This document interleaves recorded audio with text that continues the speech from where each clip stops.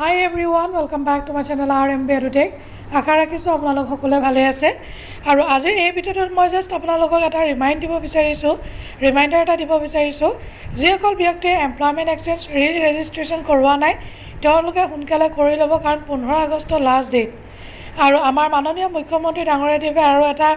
Message দিছিল মেছেজটো কি আপোনালোকে এয়া চাওক individuals who registered with the employment exchange office before January 2nd this year are requested to re-register on the Seva Setu portal by August 15th. তো আকৌ তেওঁলোকে এবাৰ আপোনালোকক ৰিকুৱেষ্ট কৰিছে আদাৰৱাইজ আপোনালোকে যিকোনো অসম গভৰ্ণমেণ্টৰ এক্সাম আপোনালোকে এপ্লাই কৰিব নোৱাৰিব তো জাষ্ট এটা ৰিমাইণ্ডাৰ যে আপোনালোকে যদি কৰা নাই কৰি ল'ব ইয়াতো আপোনালোকে দেখিছে candidates registered before 2nd Jan 2024 in employment exchanges of Assam are requested for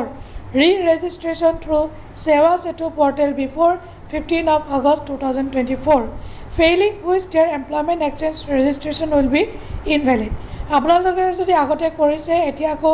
যদি ৰি-ৰেজিষ্ট্ৰেশ্যন কৰা নাই যিসকল ব্যক্তি এই কেটেগৰীত ফল কৰে তেওঁলোকৰ কিন্তু এমপ্লয়মেণ্ট এক্সচেঞ্জ ইনভেলিড হৈ যাব চ' আপোনালোকে সোনকালে কৰি ল'ব আৰু যদি ভিডিঅ'টো ভাল লাগে নিশ্চয় এটা লাইক কৰি দিব শ্বেয়াৰ কৰিব নাপাহৰিব আৰু লগতে যিমান পাৰে সিমান শ্বেয়াৰ কৰি দিব আৰু ছাবস্ক্ৰাইব কৰিব নাপাহৰিব মোৰ চেনেলটো তো আজিলৈ বাই বাই টেক কেয়াৰ জয় হিন্দ